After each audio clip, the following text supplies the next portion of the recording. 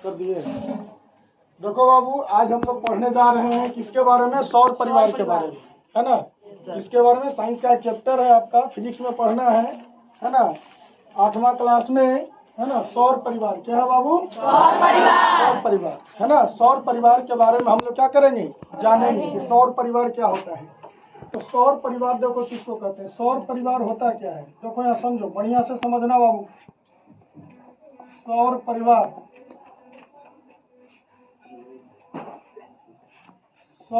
सौर परिवार क्या होता है? तो सौर परिवार के मतलब होता है कि सूर्य, है ना। क्या होता है बाबू? सूर्य। और क्या इसमें शामिल कर लेंगे? ग्रह। और क्या शामिल कर लेंगे? ग्रह, है ना। ETC, इसके अलावा और भी है ना। तो सूर्य, ग्रह, उपग्रह, इस सभी को एक साथ मिला करके क्या कहा जाता है बाबू? है ना। सूर्य हो गया, ग्रह हो गया, उपग्रह हो गया, है ना। सूर्य हो गया, है ना, ग्रह हो गया, उपग्रह हो गया, इस सब को मिला करके एक साथ क्या कहा जाता है? सौर परिवार। सौर मतलब क्या होगा? सूर्य।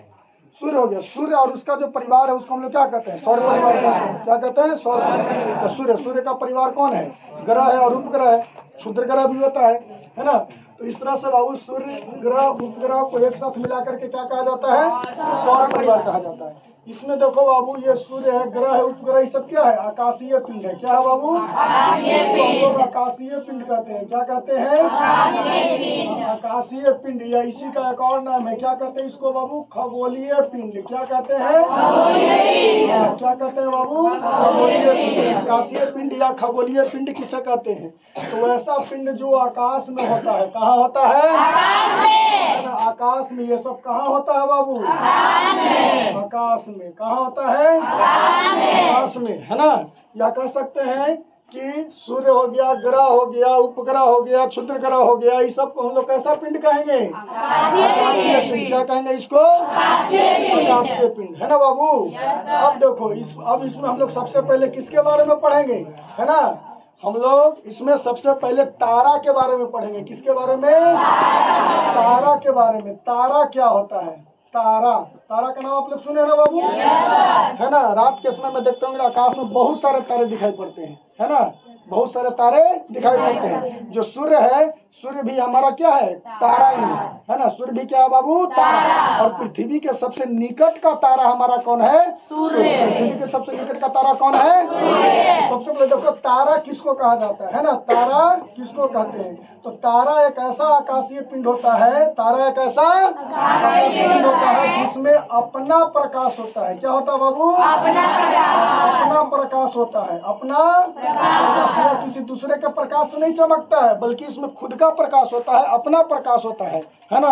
क्या होता है बाबू? इसमें अपना प्रकाश होता है। तारा क्या है? तारा एक ऐसा आकाशीय पिंड होता है जिसमें अपना प्रकाश होता है, या किसी दूसरे के प्रकाश से नहीं चमकता है, इसमें अपना प्रकाश होता है ना।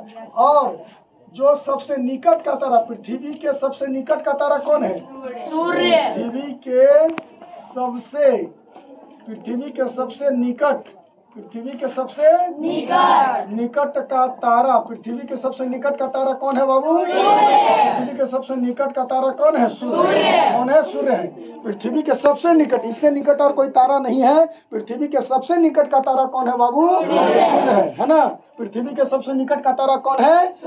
सूर्य है ना। और इसके बाद, सूर्य के बाद सबसे निकट का तारा कौन है?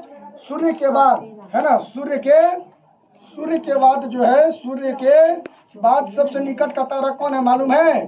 Proxima Centauri. क्या है बाबू? और इसका नाम है प्रोक्सिमा। क्या है बाबू? Proxima Centauri. क्या है बाबू? प्रोक्सिमा सेंटोरी, है ना। क्या है? Proxima Centauri. अगर आपसे पूछा जाए कि सूर्य के बाद सबसे निकट का तारा कौन है, तो प्रोक्सिमा सेंटोरी। तारा समझ में आया? तारा क्या है? तारा एक ऐसा आकाशीय पिंड होता है जिसमें अपना प्रकाश नहीं होता है, अपना प्रकाश होता है ना। और पृथ्वी के सबसे निकट का तारा कौन है बाबू? और सूर्य के बाद सबसे निकट का तारा कौन है? ध्यान रखिएगा, वस्तुनिष्ठ क्वेश्चन आ सकता है, परीक्षा में पूछा जा सकता है ना। कि सूर्य के बाद जो है ना, सूर्य के बाद जो है पृथ्वी के सबसे निकट का तारा कौन है बाबू? प्रोक्सिमा सेंटोरी, है ना। और सबसे निकट का तारा, पृथ्वी के सबसे निकट का तारा कौन है? वो आपका कौन है बाबू? है ना, क्या है? अब हम लोग देखेंगे कि तारा की क्या विशेषता होती है। तारा की तारा की क्या विशेषता है, तारा की विशेषता के बारे में जानेंगे कि तारा का क्या विशेषता है। तो पहला देखो बाबू, तारा जो होता है इसमें अपना प्रकाश होता है। अपना क्या होता है? तारा में क्या होता है? अपना प्रकाश होता है, यानी यह दूसरा के प्रकाश से नहीं चमकता है ना। और यह जो है बहुत विशाल, काफी विशाल पिंड होता है, काफी विशाल पिंड होता है। फिर भी यह क्या दिखाई पड़ता है? बहुत छोटा दिखाई पड़ता है। क्यों छोटा दिखाई पड़ता है ना? क्योंकि पृथ्वी से इसकी दूरी बहुत बहुत बहुत क्या होती है? अधिक होती है। क्या होता है बाबू? काफी अधिक होता है, इसलिए क्या होता है? यह काफी छोटा दिखाई पड़ता है। लेकिन है रियल में क्या है? काफी विशाल। काफी क्या होता है बाबू? बड़ा होता है ना। काफी क्या होता है? बड़ा होता है ना। और देखो बाबू कि तारा जो होता है यह हमेशा पूरब से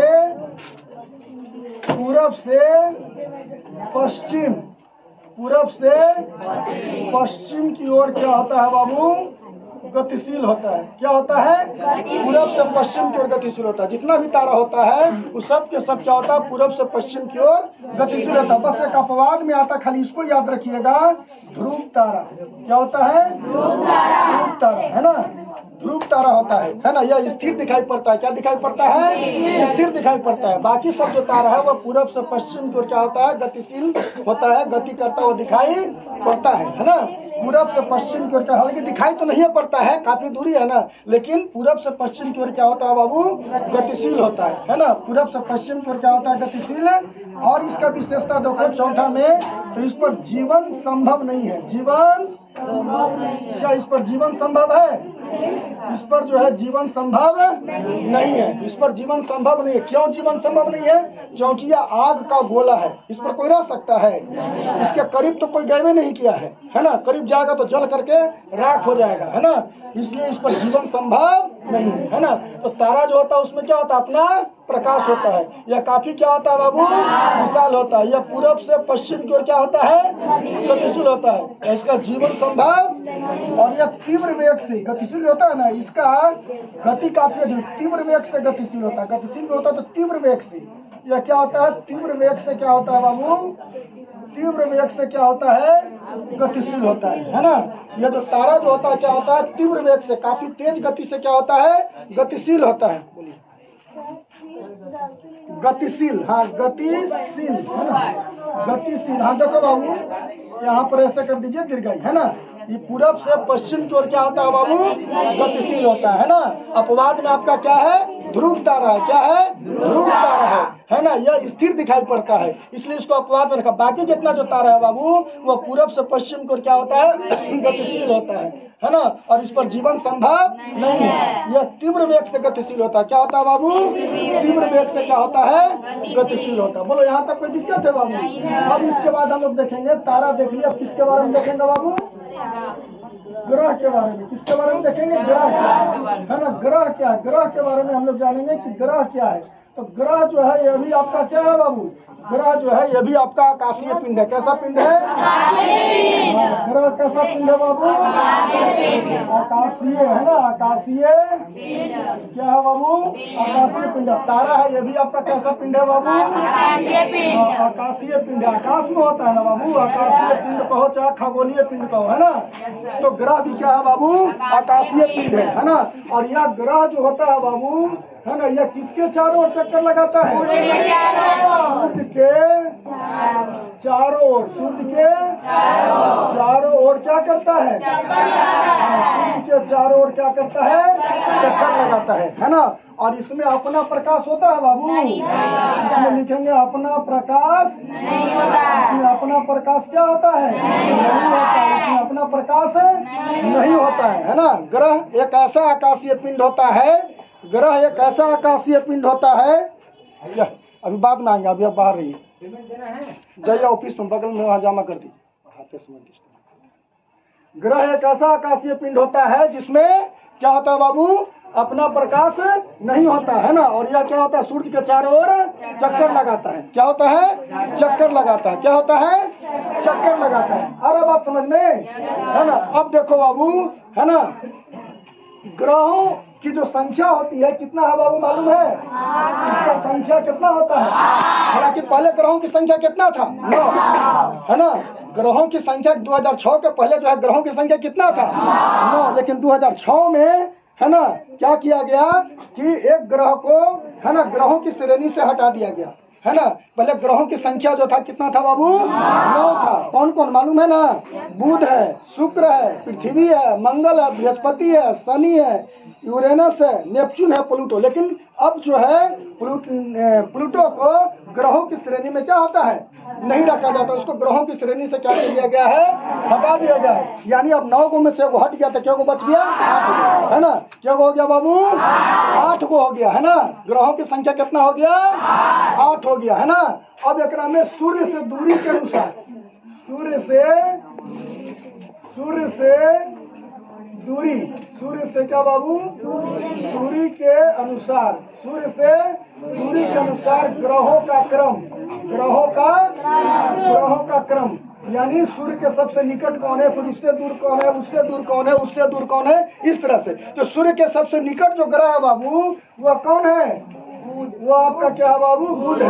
बुध, है ना। इसको हम लोग क्या कहते हैं, अंग्रेजी में क्या कहते हैं मालूम है, मरकरी, MERCURY, क्या कहते हैं इसको, मरकरी। दूसरा में क्या है बाबू, बुध के बाद क्या है बाबू, शुक्र। अंग्रेजी में क्या कहते हैं बाबू, वेनस, VENUS। और तीसरा में बुध, है ना, शुक्र हो गया। उसके बाद है बाबू आपका और चौथा में देखो बाबू, बुध हो गया, शुक्र हो गया, पृथ्वी हो गया, मंगल। क्या है बाबू, अंग्रेजी में क्या कहते हैं, MARSH, मार्स, है ना। उसके बाद देखो बुध हो गया, शुक्र हो गया, पृथ्वी हो गया, मंगल, बृहस्पति, है ना बाबू। कौन सा ग्रह है बाबू, बृहस्पति। कौन सा है बाबू, बृहस्पति को अंग्रेजी में क्या कहते हैं, JUPITER, जुपिटर, है ना। क्या है बाबू, जुपिटर। उसके बाद देखो बृहस्पति के बाद क्या है बाबू, शनि, सैटर्न। क्या है बाबू, सैटर्न, SATURN। क्या है बाबू, सैटर्न। क्या है, सैटर्न है। तो देखो बुध हो गया, शुक्र हो गया, पृथ्वी हो गया, मंगल हो गया, बृहस्पति हो गया, शनि हो गया, है ना। उसके बाद कौन है बाबू, यूरेनस, है ना। क्या है बाबू, 7वां नंबर में देखिए आपका हो गया यूरेनस, है ना, URENUS। और उसके बाद लास्ट है बाबू 8वां नंबर में कौन है, 8वां में क्या है बाबू, नेपच्यून, ने अदप्पा यूना, नेपच्यून। क्या है बाबू, बोलो, क्या छूट गया, बोलो, है ना। 8वां में क्या है बाबू, ने जो बोलना है एकदम स्पष्ट क्लियर बोलेगा, है ना, घाव नहीं करना है। MAR मार्स होगा, है ना। पृथ्वी में क्या है बाबू, EARTH।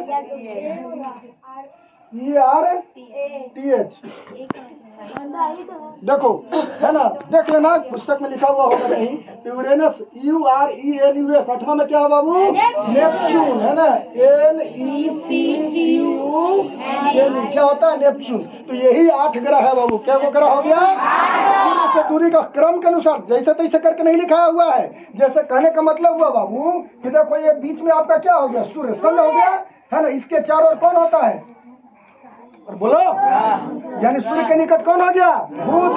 कौन हो गया, उसके बाद उसके बाद उसके बाद उसके बाद उसके बाद उसके बाद उसके बाद नेपच्यून, है ना। देख रहा ना। तो इस तरह से 1 2 3 4 5 6 7 8, ये क्या हो गया बाबू, बुध। ये क्या हो गया बाबू, शुक्र ना, दूसरा नंबर में बुध, शुक्र। उसके बाद क्या है बाबू, उसके बाद उसके बाद उसके बाद उसके बाद उसके बाद याद रहेगा ना। क्रम को एकदम एकदम याद कर लेना। देखो इसी क्रम के अनुसार आपको लिखा हुआ है, सूर्य से दूरी के क्रम जो है उसी के अनुसार जो है आठों ग्रह का नाम दिया हुआ है बुध। इससे क्या फायदा होगा बाबू कि अगर आपसे पूछ दिया कि सूर्य के सबसे निकट का ग्रह कौन है, तो सबसे शुरू में लिखा है बुध, और सूर्य से सबसे दूर का ग्रह कौन है, ऐसा ग्रह का नाम बताइए जिसका दूरी जो है सूर्य से क्या है, सबसे अधिक है। वो कौन है बाबू, नेपच्यून है। और वैसा ग्रह जिसका दूरी सूर्य से सबसे कम है वो कौन है बाबू, बुध है। लेकिन एक चीज आप याद रखिएगा, है ना, बुध जो है सूर्य के सबसे निकट है, फिर भी शुक्र जो है सूर्य से थोड़ा दूर है ना। बुध सबसे निकट और मतलब बुध से भी दूर कौन है आपका, शुक्र है ना। लेकिन फिर भी सबसे जो गर्म ग्रह माना जाता है किसको मालूम है, शुक्र को माना जाता है। किसको माना जाता है, बड़ा आश्चर्य होता है। हम आग के करीब है, आग के निकट है, तो जो आग के निकट रहेगा वो नहीं ज्यादा गर्म होगा। तो बुध जो है सूर्य के सबसे निकट है और शुक्र उससे दूर है, फिर भी शुक्र ज्यादा गर्म है, बुध तो अजूबा जैसा लगता है ना, बड़ा गजब तरह का मौसम। ऐसा कैसे हो गया भाई, इसका कारण जानते हो क्या है, शुक्र पर जो होता है ना कार्बन डाइऑक्साइड का वायुमंडल एटमॉस्फेयर है, वहां पर कार्बन डाइऑक्साइड की मात्रा क्या बाबू, बहुत ज्यादा है। और आपको पता है ना कार्बन डाइऑक्साइड जो होता है क्या होता है, उष्मा का शोषक पदार्थ होता है। उष्मा को क्या करता है, अवशोषित करता है। तो सबसे ज्यादा उष्मा को अवशोषित कौन कर लेता है, शुक्र, बुध से ज्यादा। इसलिए शुक्र क्या हो जाता है, बुध से भी ज्यादा गर्म हो जाता है ना, अजूबा चीज है ना। यहाँ क्या, तो बुध जो है सूर्य के सबसे करीब है तो सबसे ज्यादा उसको गर्म होना चाहिए था, और शुक्र जो है उससे दूर है, शुक्र उससे क्या है बाबू, दूर है, फिर भी शुक्र ज्यादा गर्म होगी और बुध कम होगी। इसका कारण क्या है, कार्बन डाइऑक्साइड का होना उसके वायुमंडल में, उसके एटमॉस्फेयर में, यानी शुक्र यानी जिसको आप वेनस कर रहे हैं उसके एटमॉस्फेयर में, उसके वायुमंडल में कार्बन डाइऑक्साइड का होना है। कार्बन डाइऑक्साइड के कारण ही हुआ क्या है, सबसे ज्यादा गर्म होता है, बुध से भी ज्यादा गर्म होता है। क्लियर हो गया। अब इसमें जो बाबू एक ग्रह जो आपको बच गया है ना, प्लूटो, जिसको ग्रह की श्रेणी से हटा दिया गया है, इसको ग्रह की श्रेणी से कब हटा दिया गया, 2006 में ग्रह की श्रेणी से हटा दिया गया है।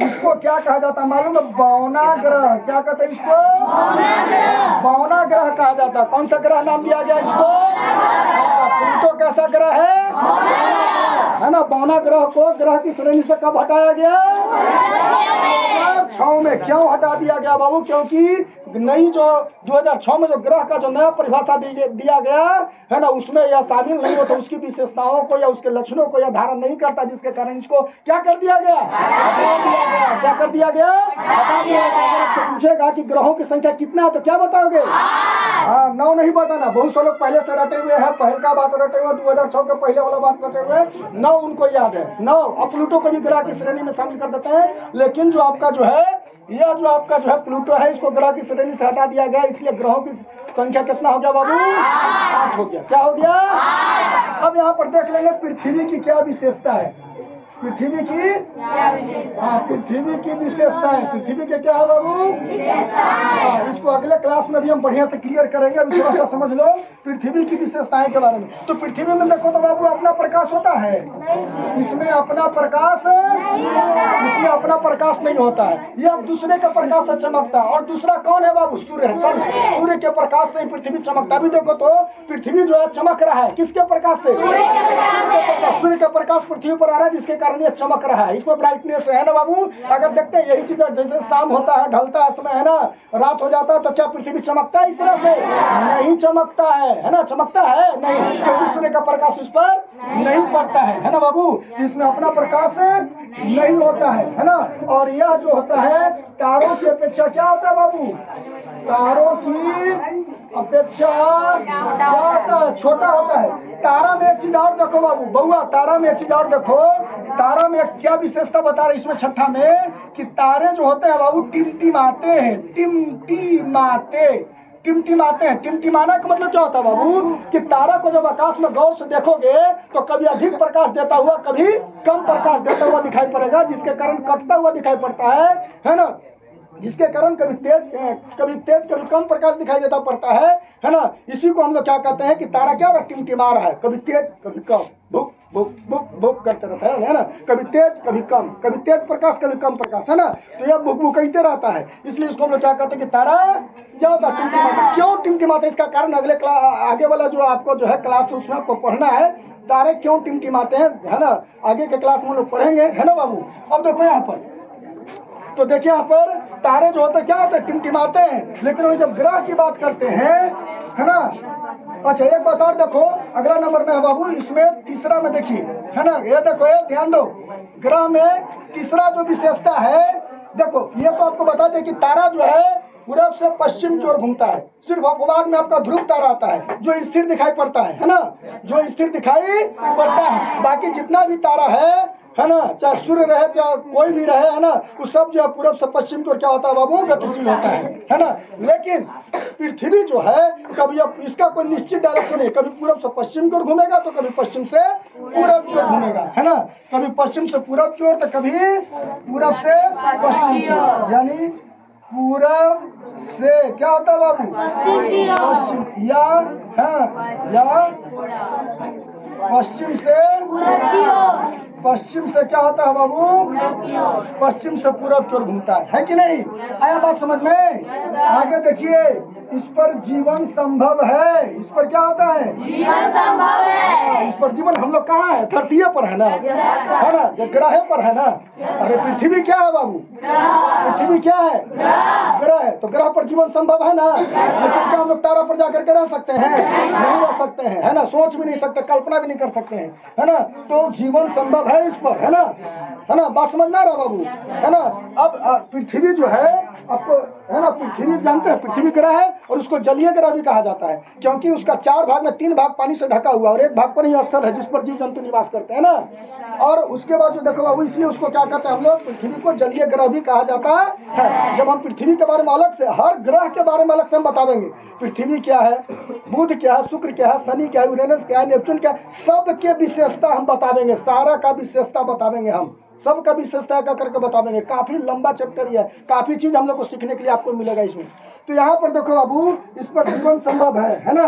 और जो पृथ्वी जो ग्रह है उसको हम लोग जलीय ग्रह कहते हैं। क्या कहते हैं बाबू, जलीय ग्रह कहते हैं, है ना। और यह भी जो है ना, यह भी गतिशील होता है। क्या होता है, ग्रह भी क्या होता है बाबू, गतिशील होता है, यह गतिशील क्या, लेकिन हम लोग को दिखाई पड़ता है बाबू, ऐसा महसूस होता है हम लोग पृथ्वी पर ग्रह पर क्या लग रहा है, घूम रहे हैं, लेकिन इतना विशाल है कि पता नहीं चलता कि घूम रहा है, लेकिन रियल में घूम रहा है। क्या हो रहा है, घूम रहा है, लेकिन हम लोगों को पता नहीं चलता, हम लोग को पता चलता है बाबू, नहीं चलता है ना। तो देखो बाबू, ये जो हो गया आपको, क्या हो गया, ग्रह की विशेषताएं हो गए, है ना, ग्रह की क्या हो गया, बताओ समझ में आया। किसी तरह का कोई दिक्कत नहीं।